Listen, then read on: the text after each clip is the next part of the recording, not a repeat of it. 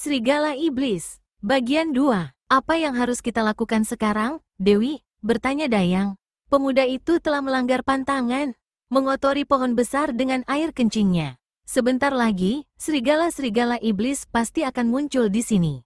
Mereka sudah datang, Dayang. Aku sudah melihat mereka muncul dari arah kanan sana. Mari tinggalkan tempat ini. Tapi Dewi, bagaimana dengan pemuda itu? Bagaimanapun juga, dia harapan kita satu-satunya. Kita harus menolongnya. Tidak, Dayang. Kita tak mungkin menolongnya. Kau tahu hal itu. Saat ini tak satu kekuatan pun sanggup melawan serigala-serigala iblis itu.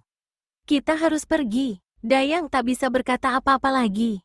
Dia mengikuti sang Dewi, masih dalam keadaan menangis sesenggukan. Di bawah pohon, selesai membuang hajat, Wiro Sableng rapikan celananya, lalu memutar tubuh. Pada saat itulah, suasana sunyi dalam hutan Rekso Pratolo dirobek oleh suara lolongan riuh, panjang, dan keras. Wiro merasakan tubuhnya bergetar keras. Suara lolongan itu bukan lolongan biasa. Ada satu kekuatan aneh, tapi juga terasa mengerikan menyertai lolongan itu. Lolongan serigala, ujar Wiro dalam hati. Bukan hanya seekor, mungkin puluhan. Tapi di mana binatang-binatang itu? Wiro memandang berkeliling. Suara lolongan semakin keras, tanda semakin dekat. Tapi makhluk yang melolong tetap saja tidak kelihatan. Murid Sinto Gendeng gerakkan tangan kanan memegang hulu senjata mustikanya, kapak maut naga geni 212. Bersiap-siap menjaga segala kemungkinan. Suara lolongan riuh serigala yang mengerikan mendadak lenyap. Dalam kesunyian yang mencekam, tiba-tiba membahana suara tanpa rupa. Anak manusia, kau telah lancang dan kurang ajar mengotori istanaku. Bersiaplah meninggalkan alam kasarmu. Bersiaplah menerima hukuman berat. Jilid 4. Pendekar 212 Wiro Sableng memandang berkeliling. Suara yang barusan membertak garang telah lenyap, tapi gaungannya masih terdengar membahana, menggetarkan seantero hutan Rekso Pratolo. Wiro merasakan daun-daun pepohonan bergemerisik aneh. Suara tanpa rupa. Wiro balas berseru. Kepada siapa ucapanmu tadi kau tujukan? Terdengar suara mendengus, lalu bentakan keras, manusia tolol. Apa ada manusia lain di sampingmu saat ini? Aku memang sendirian di sini, sahut Wiro. Kembali terdengar suara mendengus. Berarti memang kaulah manusianya yang kurang ajar itu. Lancang mengotori istanaku, hukuman berat bagimu, anak manusia. Wiro garuk-garuk kepalanya. Dalam hati dia membatin. Suara itu aneh, menegakkan bulu roma. Tapi masih mirip-mirip suara perempuan. Setelah berpikir sejenak, Wiro kembali membuka mulut. Aku tidak melihat istana di tempat ini, apalagi mengotorinya. Aku juga tidak mengerti soal hukuman berat itu. Terdengar suara menggereng banyak sekali. Kau mengencingi istana kami, bangsat, terdengar suara teriakan. Lalu terdengar suara tadi, kepalamu kulihat cukup keras. Cukup baik untuk jadi ganjalan tiang istanaku. Hik hik hik. Lalu menyusul suara lolongan tunggal. Suara lolongan serigala. Dan lolongan tunggal ini kemudian ditimpali oleh suara lolongan serigala banyak, menggemuruh.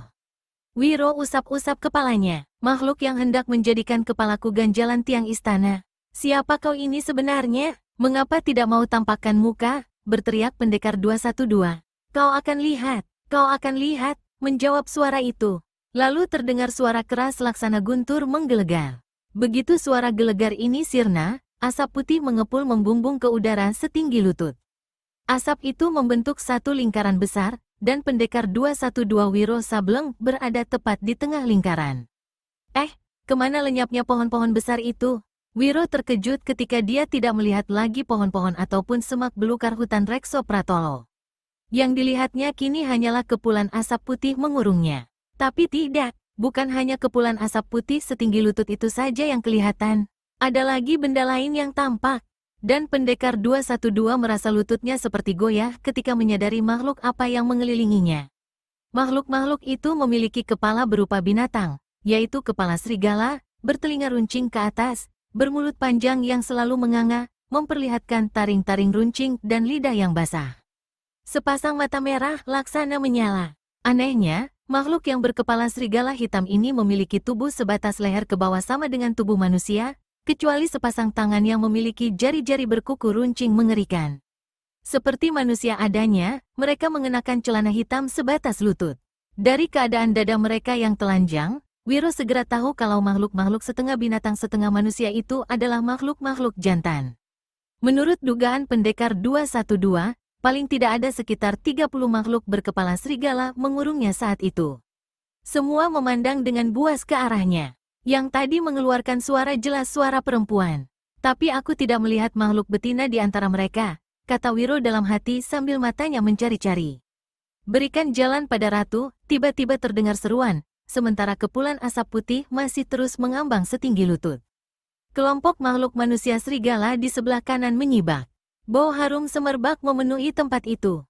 Di saat itu pula, Wiro melihat satu sosok manusia serigala bertubuh tinggi melangkah mendatangi. Pada bagian atas kepalanya, ada sebentuk mahkota kecil dihiasi batu-batu permata yang memancarkan sinar berkilauan.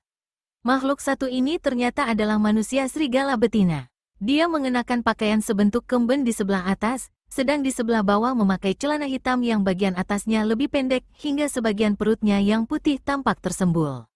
Makhluk ini memiliki payudara yang luar biasa besarnya, putih menyembul di atas kemben. Di belakangnya mengiring 3 manusia serigala betina yang tampaknya adalah pengiring-pengiringnya. Semua manusia serigala jantan menjura dalam, begitu serigala betina bermahkota ini muncul. Yang betina ini agaknya pemimpin mereka, ujar Wiro dalam hati. Dadanya tampak montok, sayang kepalanya kepala seekor serigala. Dalam keadaan seperti itu, Wiro masih saja sempat berpikir yang bukan-bukan. Berlutut di hadapan ratu kami, satu suara membentak memerintah pada Wiro. Tapi sang pendekar tetap saja berdiri sambil pandangi dada montok di bawah kepala berbentuk serigala hitam itu. Melihat orang tak mau berlutut, sang ratu tampak marah. Dia berpaling pada salah seorang pembantu betinanya dan memerintahkan. Hajar dan paksa dia berlutut. Yang diperintah melangkah maju, tapi berbalik kembali dan berbisik. Jika dia melawan, apakah harus dibunuh? Sang ratu tampak bimbang sesaat. Lalu menjawab, kita sudah tahu bencana apa yang bisa dilakukannya terhadap kita dengan kemunculannya. Tapi kau tak usah khawatir, Sarigali 1. Kau akan sanggup menguasainya. Lakukan apa yang kuperintah. Serigala betina yang dipanggil dengan nama Sarigali 1 anggukan kepala, lalu melompat ke hadapan Wiro. Pendekar 212 melihat bagaimana lompatan yang dibuat makhluk itu bukan seperti manusia biasa melompat, tapi lebih menyerupai lompatan seekor binatang. Lompatan serigala, 2 tangan yang memiliki jari-jari berkuku panjang mengerikan berkelebat ke arah kepala Wiro. Murid Eyang Sinto Gendeng cepat membuat gerakan mengelak, sambil satu tangannya menangkis sekaligus memukul lengan Sarigali 1. Tapi dia jadi terperangah karena begitu pukulannya mengena. Dia seolah-olah hanya menghantam angin atau udara kosong, atau seperti melabrak air saja. Dan justru selagi dia terkejut begitu rupa, dirasakannya kedua betisnya dihantam keras sehingga lututnya tertekuk, dan tak ampun lagi tubuhnya roboh ke tanah dalam keadaan berlutut.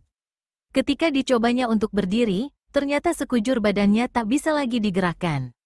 Tangan dan kakinya tegang kaku. Celaka, ilmu apa yang dipergunakan serigala betina ini membuat aku berlutut kaku seperti ini? Keluh Wiro. Sarigali 1 berpaling pada sang ratu dan berkata, tugas sudah dilaksanakan, mohon petunjukmu lebih lanjut, ratu. Sepasang mata serigala sang ratu memandang tak berkesip ke arah pendekar 212. Lalu terdengar dia berucap, geledah pakaiannya. Aku yakin dia membawa senjata. Begitu kau temui, ambil senjata itu dan serahkan padaku. Sarigali 1 memeriksa pakaian pendekar 212. Begitu melihat sebilah senjata berupa kapak bermata 2, segera diambilnya, lalu diserahkannya pada sang ratu. Kembalikan senjataku, teriak Wiro dengan keras. Ratu serigala membuka mulutnya lebar-lebar seolah menyeringai. Aku mau lihat kau mampu berbuat apa kalau ini tidak kukembalikan. Wiro kertakkan rahang, kumpulkan seluruh tenaga dan kerahkan tenaga dalam. Tapi tidak ada otot-otot yang bisa digerakkan, tak ada hawa tenaga dalam yang bisa dialirkan. Ratu serigala keluarkan suara melolong panjang. Begitu lolongannya lenyap, dia memerintah. Bawa dia ke istana, aku akan menentukan hukuman apa yang pantas baginya. Dan Sarigali 2, simpan senjata ini di ruang benda-benda mustika. Sang ratu lalu menyerahkan kapak maut naga geni 212 pada pengiringnya yang berdiri di sampingnya. Setelah itu, sang ratu memandang sekilas pada Wiro, balikkan tubuh, dan tinggalkan tempat itu diikuti oleh 2 pengiringnya. Wiro merasa ada yang menepuk punggungnya. Lalu tubuhnya tertarik ke atas hingga dia tertegak lurus. Kedua kakinya kini bisa digerakkan, tapi sebatas pinggang ke atas, termasuk kedua tangannya, tetap saja kaku tak bisa digerakkan. Jalan, Sarigali 1 memerintah. Seperti kerbau dicucuk hidung, pendekar 212 Wiro Sableng melangkah mengikuti sang ratu bersama dua pengiringnya. Di sebelah belakang, sekitar 30 manusia serigala jantan mengikuti bergerak, berjalan dalam bentuk setengah lingkaran seperti ladam kuda. Jelas mereka sengaja membentuk barisan seperti itu untuk menjaga segala kemungkinan agar tawanan satu itu tidak bisa melarikan diri. Jilid 5. Setiap langkah yang dibuatnya dirasakan seperti tambah menyesakkan dada bagi murid Sinto Gendeng. Bulu tengkuknya merinding, keringat dingin membungkus badannya. Berulang kali dicobanya untuk membebaskan diri dari rasa kaku yang menghimpit tubuhnya sebelah atas. Tapi sia-sia belaka, dia tetap saja melangkah seperti orang berjalan dalam mimpi, atau seperti mayat hidup. Gerak kedua kakinya hanya mampu untuk sekedar berjalan saja. Ketika dicoba berlari, kedua kaki itu seperti diganduli batu besar hingga dia tak mampu melakukannya. Kalaupun dia bisa lari, kecil pula kemungkinan untuk dapat menembus kepungan manusia-manusia serigala hitam yang bergerak dalam bentuk ladam kuda itu. Lalu, apa yang membuat Wiro Sableng semakin merinding ialah ketika menyaksikan bagaimana semua makhluk setengah manusia setengah serigala itu melangkah dengan kedua kaki tidak menyentuh tanah sama sekali. Telapak kaki mereka tampak putih pucat, seperti kaki mayat. Wiro melangkah dengan kedua mata jelalatan kian kemari. Bagaimanapun juga keadaannya yang tidak berdaya saat itu, dia harus terus berlaku hati-hati, paling tidak melihat apa yang ada di sekitarnya. Dia yakin sekali saat itu masih berada dalam hutan Rekso Pratolo.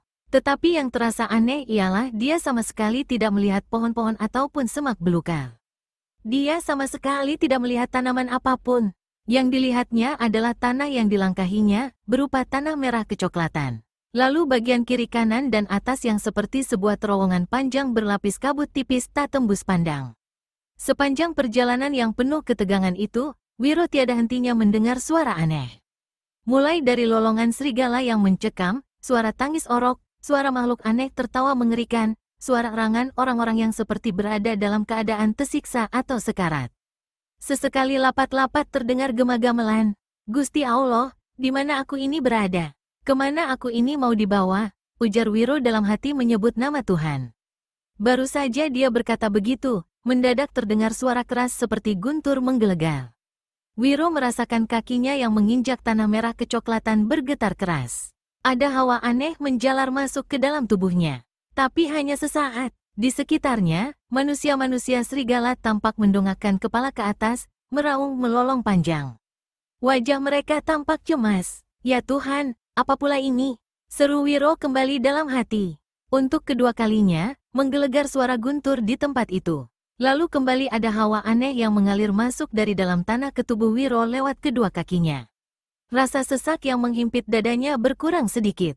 Begitu juga rasa berat yang mengganduli kakinya juga berkurang, namun masih belum cukup untuk membuatnya mampu berlari. Tiba-tiba saja Wiro mencium bau harum semerbak, dan tiba-tiba saja Ratu Serigala telah berada di hadapannya.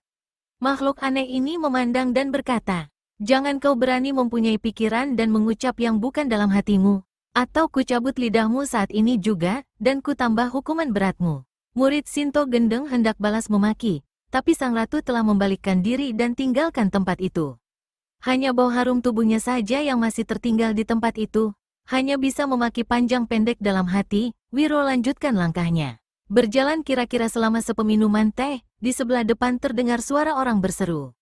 Rombongan telah sampai di gerbang istana. Seruan itu disambut oleh suara lolongan semua manusia serigala yang ada di tempat itu. Karena jengkel dan juga sekadar untuk mengurangi rasa takutnya, murid Sinto Gendeng ikut-ikutan keluarkan suara meniru lolongan itu. Hanya saja suara lolongannya terdengar berbeda dan agak terlambat. Ketika semua manusia serigala telah berhenti melolong, suara lolongan Wiro tertinggal sendirian. Plakek, satu tamparan keras menghantam pipi kanan pendekar 212. Demikian kerasnya tamparan itu hingga tubuhnya terbanting ke tanah. Sudut bibirnya pecah, pipinya bengkak membiru. "Keparat, ku pecahkan kepalamu," teriak Wiro geram. Dia bangkit berdiri dan gerakkan tangan kanannya untuk memukul. Tapi bukan saja dia tidak mampu menggerakkan tangannya yang kaku, dia juga tidak tahu siapa yang telah menamparnya tadi. Wiro memandang berkeliling. Saat itulah dia mendengar satu suara berucap, "Anak manusia, jangan kau berani lagi meniru melolong. Itu penghinaan besar bagi kami orang-orang kerajaan serigala. Setan alas, kalian semua serigala iblis." Makian itu hanya bisa diucapkan Wiro dalam hati, karena khawatir kalau diucapkan keras-keras, tamparan atau pukulan akan mendera dirinya kembali. Dalam keadaan tak berdaya seperti itu, adalah konyol kalau dirinya akhirnya babak belur dihantami makhluk-makhluk serigala bertubuh manusia itu. Wiro melangkah terus. Darah dari pecahan bibirnya jatuh ke dagu, lalu menetes ke pakaian putihnya. Belasan manusia serigala tampak beringas melihat darah itu. Salah satu di antaranya tiba-tiba menerkam Wiro. Pendekar ini berteriak menyangka kepalanya akan digerogot. Ternyata makhluk itu hanya ingin menjilat darah di dagu dan di bajunya. "Edan," maki Wiro dengan tubuh tambah merinding. Makhluk-makhluk ini ternyata pelahap darah. Rombongan bergerak maju, sampai akhirnya Wiro melihat apa yang disebut pintu gerbang istana itu. Pintu gerbang ini ternyata adalah sebuah ukiran raksasa berbentuk kepala seekor serigala hitam yang mengangakkan mulutnya lebar-lebar. Gigi dan taring-taringnya membentuk pagar pintu, sedang lidahnya merupakan tangga pendek jalan masuk. Wiro melangkah masuk, mengikuti makhluk-makhluk yang melewati pintu gerbang itu. Begitu sampai di sebelah dalam, pemuda ini kembali tercekat. Dia sama sekali tidak menemukan atau melihat sebuah bangunan istana menjulang megah. Tapi yang disaksikannya adalah sebuah pedataran luas, ditumbuhi sekitar 100 pohon-pohon besar. Di sebelah tengah terdapat pohon paling besar dan paling tinggi. Rata-rata pepohonan ini bercabang banyak, memiliki dedaunan yang rimbun hingga pedataran itu tampak suram menggidikan. Paling tidak, pohon-pohon itu berusia rata-rata 100 tahunan. Terdengar suara tawa mengekeh, lalu menyusul lolongan panjang. Itu adalah tawa dan lolongan sang ratu. "Anak manusia, kau pasti kecele, kau pasti menyangka akan melihat gedung besar megah sebagai bangunan istana. Yang kau saksikan justru hanya pohon-pohon besar. Hik hik hik, buka matamu lebih lebar, kau belum melihat apa yang ada di keseluruhan tempat ini. Saksikan sendiri kehebatan istanaku." Wiro kedip-kedipkan matanya, lalu memandang berkeliling. Begitu matanya terbiasa dengan keredupan di tempat itu, maka mulutnya pun berseru tegang, matanya mendelik. Apa yang dilihatnya benar-benar mengerikan. Berada di nerakakah dia saat ini? Di bawah pohon, terjepit antara batang dan akar besar-besar, tampak kepala-kepala manusia dibuat sebagai ganjalan. Setiap kepala tampak bergelimang darah, mata mendelik, dan ada erangan keluar dari mulut mereka. Bagian leher hanya merupakan kutungan mengerikan karena urat-uratnya tampak jelas berserabutan, melentik-lentik memercikkan darah. Setiap pohon ada 2-3 kepala yang berada dalam keadaan seperti itu. Yang paling banyak adalah kutungan kepala di bawah pohon paling besar. Di situ terdapat lebih dari 5 kepala. Jika di tempat itu terdapat 100 pohon, berarti paling tidak ada 250 kepala yang dibuat jadi ganjalan seperti itu. Kengerian itu bukan hanya sampai di situ. Di atas pepohonan, Wiro menyaksikan kengerian lain lagi. Di situ tampak beberapa sosok tubuh digantung berbagai cara. Ada yang dengan kaki ke atas kepala ke bawah.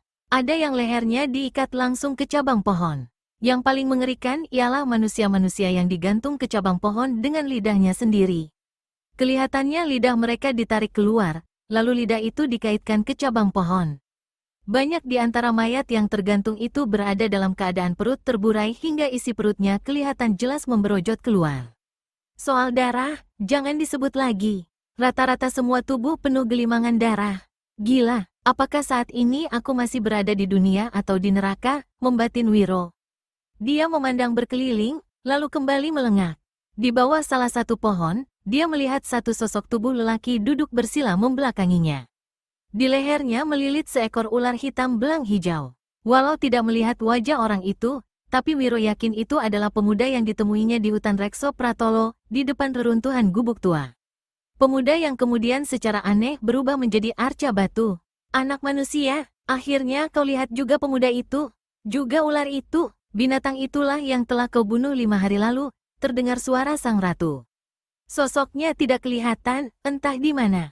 5 hari, Wiro mengulang terheran. Dia merasa yakin peristiwa itu baru berlangsung siang tadi. Mengapa sang ratu celaka itu menyebutnya 5 hari lalu? Terdengar tawa mengikik, lalu suara lolongan serigala. "Kau tentu heran, anak manusia.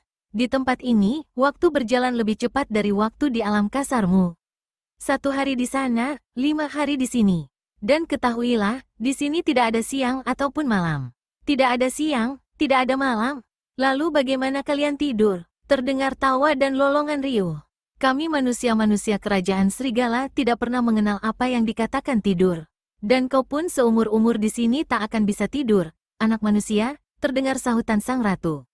Seumur-umur, aku tak akan seumur-umur berada di tempat celaka ini. Aku akan keluar dari sini, dan dengar. Apa yang kalian lakukan padaku akan kubalas setimpal berikut bunganya, teriak Wiro pula. Suara lolongan serigala yang riuh dan panjang menyambut ucapan pendekar 212 itu. Lalu terdengar suara Ratu Serigala. Mengangkat tanganmu pun kau tidak sanggup, bagaimana mungkin keluar dari tempat ini dan melakukan pembalasan? Anak manusia, apakah kau masih belum sadar bahwa kau saat ini tidak lagi berada dalam alam kasarmu? Kau sudah berada dalam alam makhluk halus. Dan kau adalah satu orang tawanan kami. Lihat, saksikan berkeliling. 2 hari di muka, nasibmu akan sama seperti tawanan-tawanan lainnya, mungkin lebih buruk karena kau lebih berbahaya dari mereka. Mengapa kau menawanku? Aku yakin bukan soal kencing di bawah pohon itu saja yang jadi alasan. Ratu Serigala tertawa, lalu melolong. Tampangmu tolol, tapi otakmu cerdik juga. Memang kencing di pohon 5 hari lalu hanya pangkal sebab kesalahanmu. Justru memang ada yang lebih penting dan lebih berbahaya dari itu. Kau hendak menghancurkan, meruntuhkan kerajaanku. Makhluk jejadian, ternyata kau juga tolol. Satu bayangan melompat ke arah Wiro. Terdengar suara sang ratu. Jangan hajar dia, biarkan dia terus berbicara. Anak manusia, lanjutkan ucapanmu. Bayangan yang tadi hendak menghantam mundur dengan cepat. Ayo lanjutkan kata-katamu. Mengapa kau katakan aku tolol? Terdengar suara Ratu Serigala. Aku datang dari alam lain, sesuai ucapanmu. Mana aku tahu menahu tentang kerajaanmu. Apalagi berniat menghancurkannya. Apa itu tidak tolol? Anak manusia, kau tahu apa tentang alam halus di mana kau sekarang berada? Kau sama sekali tidak tahu kalau dijadikan perkakas. Dijadikan alat orang-orang di alam sana untuk menghancurkan kami. Sudahlah, apapun yang aku jelaskan, kau tak akan mengerti. Para prajurit, siapkan hidangan kelas 1 untuk tawanan satu ini. Dia pasti lapar dan haus. Hanya sekejapan mata saja, tahu-tahu di hadapan Wiro sudah terhidang di atas daun setumpuk nasi putih yang masih mengepul hangat, setumpuk sayur kangkung yang ditumis dan menebar bau sedap, lalu sebuah bumbung bambu berisi tuak yang harum sekali. Tenggorokan pendekar 212 turun naik. Air liurnya terbit membasahi mulutnya yang masih berdarah. Tapi ada rasa jijik dalam dirinya melihat hidangan itu. Anak manusia, silakan makan. Anak buahku akan menolongmu. Sarigali 2, suapi dia. Sementara itu, bersembunyi di salah satu pohon yang jauh dari tempat itu, 2 makhluk yang tak kelihatan berbisik satu sama lain. Dewi, apa yang bisa kita lakukan? Kalau makanan dan minuman itu sampai disantap pemuda itu, makin parah keadaannya dan makin sulit kita menolongnya. Aku tahu, Dayang, aku tahu. Kita memang berada dalam kesulitan. Kita tak mungkin menolongnya. Kita harus menunggu sambil mencari akal. Apakah kau ada membawa potongan kemenyan itu? Ada, Dewi, tapi bagaimana kita bisa memberikan padanya, apalagi menyuruhnya menelannya? Dewi berpikir keras. Lalu dia berbisik, kau pergilah ke bagian timur. Timbulkan keributan di sana. Pada saat mereka lengah, akan kucoba melemparkan sepotong kecil kemenyan ke dalam sayur kangkung itu. Dayang mengangguk. Dia menyerahkan sepotong kemenyan pada sang dewi, lalu tinggalkan tempat itu. Tak lama kemudian, puluhan makhluk serigala berbadan manusia yang berjaga-jaga di bagian timur apa yang disebutkan istana itu tiba-tiba berseru dan melolong kaget ketika salah satu pohon tiba-tiba bergoyang keras, mengeluarkan suara berkereketan. 6 mayat yang digantung di cabang pohon itu berpelantingan kian kemari, lalu jatuh bergedebukan ke tanah. Mendengar ribut-ribut itu, sang ratu melolong keras dan memerintahkan anak buahnya untuk menyelidik. Di saat itulah, tanpa ada satupun yang tahu, sebuah benda sebesar ujung jari kelingking melayang di udara dan jatuh tepat di atas sayur kangkung yang terletak di atas daun di hadapan Wiro. Seorang manusia serigala datang menghadap. Apa yang terjadi, prajurit? Tanya Ratu Serigala. Pohon di sebelah sana tiba-tiba saja bergoyang keras seperti mau tumbang. 6 mayat yang digantung jatuh ke tanah. 2 kepala yang jadi ganjalan mencelat mental. Tapi keadaan sudah kita kuasai, Ratu, walau kami tidak dapat mengetahui apa penyebab kejadian itu. Perintahkan semua prajurit untuk lebih berjaga-jaga. Aku yakin itu pekerjaan makhluk putus asa Serigala Putih dan pembantunya. Sementara itu, di bawah sana, ada rasa tidak enak membuat Wiro tak mau memakan hidangan yang disediakan. Tapi dalam ketidakberdayaannya, dia tidak mampu menolak. Nasi dan sayur disuapkan dengan paksa ke dalam mulutnya. Ketika dia hendak meludahkan makanan itu, tenggorokannya dicekik hingga akhirnya, mau tak mau, sayur dan nasi itu lewat juga di rangkungannya. Ternyata hidangan yang disantapnya itu sedap sekali rasanya. Hingga kalau tadi Wiro merasa tidak suka, kini nasi dan sayur itu disantapnya dengan lahap sampai habis, termasuk secuil kemenyan yang ada di dalam sayur. Lalu tuak dalam bumbung bambu pun diteguknya sampai habis. Ratu, tawanan selesai bersantap. Menunggu perintahmu selanjutnya, Sarigali II melapor. Bawa dia ke ruang penantian. 2 hari di muka, akan aku putuskan hukuman apa yang bakal dijatuhkan. Jadi ganjalan tiang istana atau jadi kembang gantung penghias langit-langit istana. Sarigali II menarik tengkuk pakaian putih Wiro. 2 orang prajurit manusia serigala memegang lengannya. Terdengar suara lolongan panjang. Wiro merasakan tubuhnya seperti dibawa terbang. Dia melayang ke atas sebatang pohon. Tubuhnya disandarkan ke batang pohon sebelah atas, lalu segulung tali aneh dilibatkan ke tubuhnya, mulai dari kaki sampai ke dada, membuatnya laksana dipantek jadi satu dengan batang pohon. Hanya satu jangkauan dari hadapannya, 2 mayat tergantung bergoyang-goyang. Satu digantung kaki ke atas kepala ke bawah, lainnya digantung pada lehernya, dan mukanya dengan mata mendelik dan lidah mencelet menghadap ke arah Wiro. Wiro hendak mengucap menyebut nama Tuhan, tapi aneh lidahnya terasa seperti keluh. Ini bukan lain disebabkan oleh nasi dan sayur serta tuak yang disantapnya barusan. Masih untung ada secuil kemenyan yang ikut tertelan. Kalau tidak, keadaannya akan lebih parah. Bukan saja dia akan lupa pada Yang Maha Kuasa, tapi dia juga bisa lupa terhadap dirinya sendiri.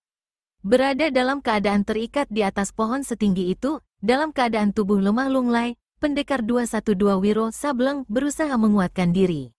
Tapi sia-sia saja, tak berapa lama kemudian, kelihatan kepalanya terkulai ke bawah. Pendekar ini jatuh pingsan.